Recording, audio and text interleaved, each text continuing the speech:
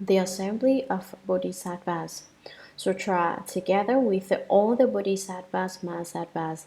Dharma Prince Manjushri, Ajita Bodhisattva, Ganda Hastin Bodhisattva, Nityo Diuta Bodhisattva, and others such as these, all great bodhisattvas, and together with Shakra, chief among gods, and the numberless great multitudes from all the heavens.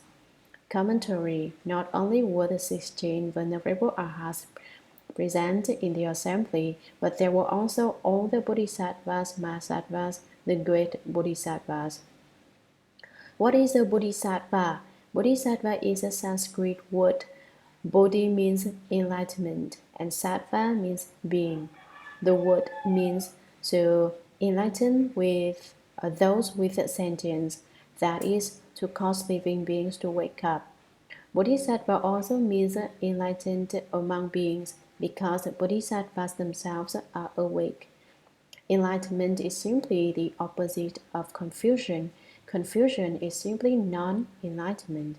With one enlightened thought, you are a Buddha. With one confused thought, you are a living being. With every thought enlightened, in every thought you are a Buddha. With every thought confused, in every thought you are a living being.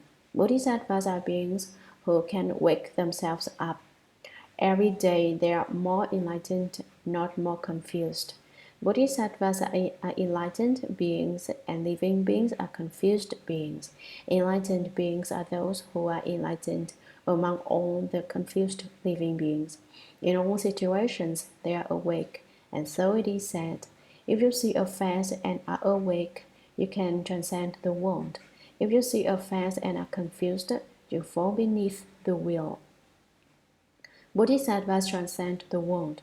Living beings fall beneath the grinding wheel of sense objects. The difference between bodhisattvas and living beings is that of enlightenment and confusion. We say, enlightened, you are a Buddha. Enlightened, too, you are a bodhisattva. Confused, you are a living being. Manjushri Bodhisattva. Manjushri, also Sanskrit, means wonderfully lucky or wonderful virtue. Of the Bodhisattvas, he is foremost in wisdom and is also known as the great and wise Manjushri. When the Bodhisattva Manjushri was born, 10 auspicious signs manifested to indicate that his merit and virtue were complete and his wisdom foremost. The room was filled with bright light. When Manjushri was born, a bright light filled the room. It was not the light of the sun, moon, stars, or lamps. It represented Manjushri's great prana wisdom and great intelligence which can disperse all darkness. The vessels were filled with sweet dew. Sweet dew is the heavenly medicine of immortality which nourishes you and satisfies your hunger so that you don't need to eat. Sweet dew satisfies, purifies, and refreshes. Hungry ghosts who have sweet dew poured over their heads immediately get rid of their offense karma and obtain a good rebirth. This is called opening the sweet dew door. When it opens, the hungry ghosts run in and obtain their fill. Sweet dew filling the vessels represents Manjushri's use of the sweet dew of Dharma to rescue living beings. The 7 jewels came forth from the earth. When Manjushri was born, gold, silver, lapis lazuli, crystal, mother of pearl, red pearls, and carnelian came forth from the earth. Why are they called jewels? Because they are rare. Whatever is scarce is precious. Earth, for example, is actually very precious. Without it, we couldn't sustain our lives. And yet, no one thinks it is special because there is a lot of it. If you try to give people a handful of dirt, they wouldn't want it. They just throw it away. Water, too, is essential for life, but no one prizes it because it's everywhere. All living beings depend on water for survival. Therefore, Lao Tzu said, The highest goodness, like water, benefits all things and yet does not content. It goes to places men despise, and so it is close to the way. Water benefits all things but doesn't struggle. It would never say, "Hey, flower, fortunately for you, there is me, water, and so you have grown so big and bloomed so beautifully. Without me, flower, all this day have come for you. You really should be grateful." It doesn't think in this way and it doesn't wrangle. Travelers will notice that water gathers in the lowlands, in places where men do not like to go. It lives where no one else wants to live, and so it is close in its nature to the way. Water, fire, metal, wood, and earth benefit all things, but because of their abundance, no one considers them precious. Trees are everywhere, and so no one values them. But gold is a treasure because it is rare. In the land of ultimate bliss, where the ground is made of gold, dirt would be valuable. If you gave a cloth of Sahara dirt to someone in the land of ultimate bliss, it would be as precious as those rocks they are now bringing back from the moon. They are just rocks, but because they came from the moon, they are very valuable. If you sent a worthless clod of dirt to the land of ultimate bliss, everyone would exclaim, "Rare indeed!" So the seven precious gems are called jewels because they are hard to find. Manjushri Bodhisattva has limitless treasuries of jewels. When he was born, the seven jewels welled up from the earth, endless from the taking and inexhaustible in their use. Where are these treasuries, you ask? They're in the place where Manjushri was born. Can I go there? Don't be so greedy. The travel expenses would cost more than the jewels you'd bring back. So don't have this false thought. The gods opened the treasuries. Will turning sage kings have seven treasures? A golden disc, white elephants, jet women, horse, pearls, ministers of the army, and gods to guard his treasuries. These treasuries were buried in the earth long ago and then forgotten. But when Manjushri was born, the guardian gods opened the treasuries so that the jewels could be obtained. Chickens gave birth to phoenixes. Chickens usually give birth to chickens, but when Manjushri was born, they gave birth to phoenixes. Phoenixes are auspicious birds, and seeing one is a lucky sign. In the Analects, Confucius wrote, "The phoenix hasn't come and the river sends no map. I am finished." The phoenix appears when a wise man rules and things are right in the world, as during the time of Emperor Hsuan, 2055 BC, 2255 BC, when these birds were commonly seen. During the time of Fu Xi, 2852 BC, a turtle rose out of the river with a child on its back. The child gave Fu Xi the idea for the 8 trigrams, which combined to make the 64 hexagrams of the I Ching, the Book of Changes. "But now," said Confucius, one no longer sees such auspicious signs. Thus I know that it's all over.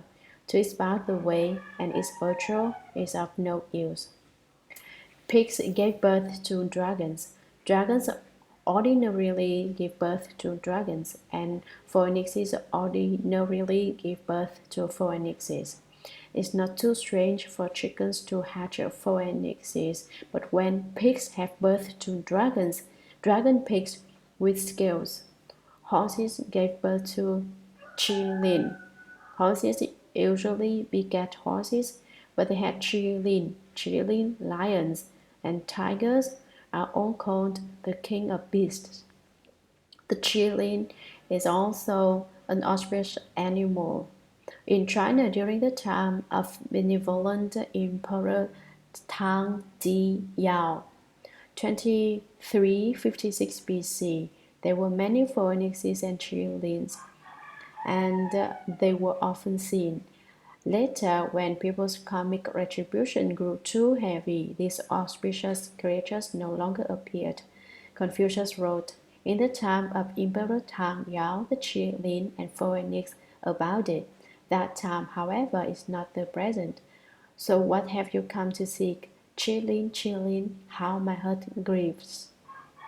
During the time of Emperor Tang Yao, chilies and phoenixes often came into the world to roam around. Everyone saw them, but that time is not now. So what have you come to seek? He said. When the sage Confucius was born, a chilin appeared. When his mother saw it, she tied a string around its neck. Near the end of Confucius' life, some hunters killed a qilin. When Confucius saw it, he noticed that it had the string around its neck. It was the same qilin. Seeing this sign, he sighed deeply, for he knew that it would not be long before he died. Qilin, qilin, how my heart grieves, he said. When Manjushri was born, horses gave birth to qilins. Cows gave birth to white tie.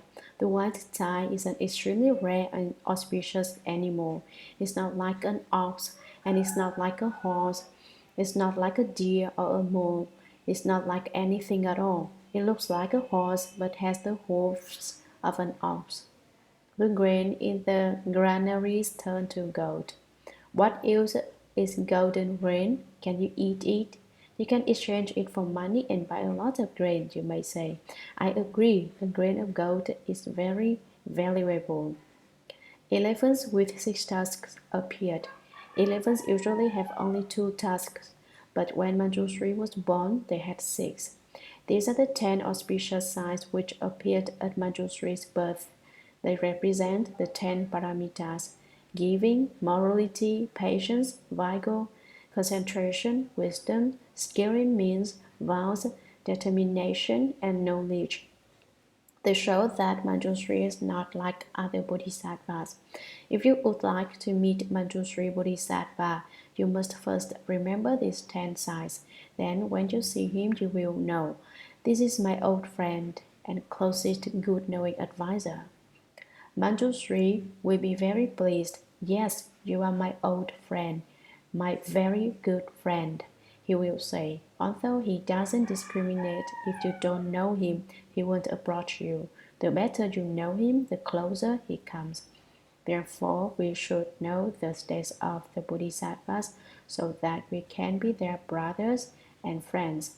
All the Bodhisattvas are our good knowing advisors, and in the future we will be Bodhisattvas too, so don't take yourselves lightly. Ajita. Ajita is Sanskrit for invincible. Ajita Bodhisattva is none other than Maitreya, compassionate clan Bodhisattva. He specializes in cultivating the compassionate heart samadhi and is compassionate toward all living beings. Scolded, beaten, cheated, insulted, no matter how badly he is treated, he is compassionate in return. No matter how obnoxious living beings are, he protects them all even more lovingly than he would protect his own sons or daughters. His compassion and living and loving concern are limitless and boundless. In order to cultivate the compassionate heart samadhi, you must first practice patience, and so Ajita Bodhisattva wrote this verse. The old fool wrapped in rough clothes, his belly filled with gruel. He mends old sacks to keep him warm, and lives on chance old fool. A scolding makes a fool smile sweetly, while a beating makes him sleepy. Spit on his face, he lets it dry, and saves his strength and energy. His calm and a peace past ridicule gets him the jewel within the wonderful. Now that you've heard this song today, Why worry about not perfecting the way? The song is about a stupid old man who wears a patched robe and eats his food plain, without soy sauce, hot sauce, or sesame oil. It doesn't taste like much, but it fills his stomach. He mends his robes to stay warm, and whatever happens just happens. Something happens and he reflects it. When it passes, he is still. Everywhere according with conditions as the years and months go by, minding your own business as the time passes. When it happens, it happens. When it's over, it's gone. He accords with conditions and does not change. Does not change and yet accords with conditions. For him, in movement there is stillness. In stillness, movement. Both movement and stillness are still and moving. But we won't speak about it too deeply. If we did, it would be difficult to understand. Scolded, the old fool says, "Great." If someone hits him, he falls asleep.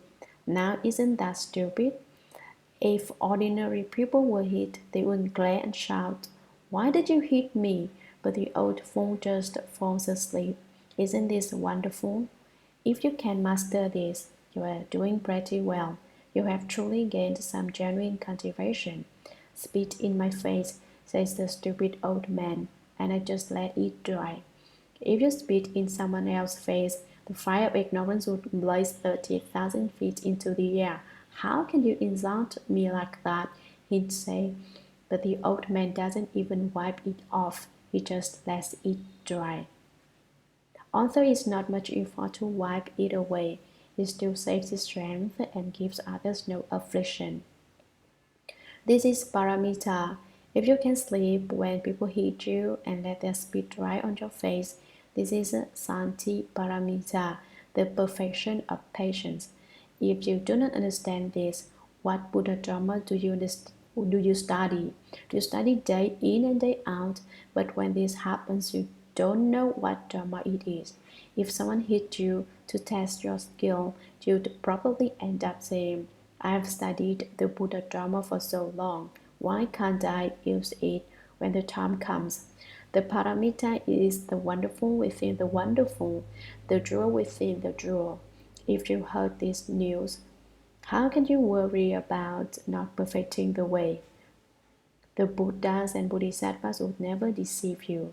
This, then, is what Ajita Bodhisattva had to say about the perfection of patience, and if we practice accordingly, we shall certainly realize the way. Gandhastin and Nityodyukta. Gandhastin is a Sanskrit word which is interpreted as never resting. Nityodyukta, also Sanskrit, means ever vigorous. Ever vigorous and never resting competed with each other. One was vigorous and the other never rested. One never rested and the other was vigorous. They watched each other. "If you don't rest," said one, "then I'll be constantly vigorous." "If you are ever vigorous," replied the other, "then I won't rest." In the 6 periods of the day and night, they practiced the way, each acting as the other Dharma protector. They raised every step of the way, and neither would let himself fall behind. Thus, Gandhastin is just Nityodyukta. Ever vigorous is just never resting.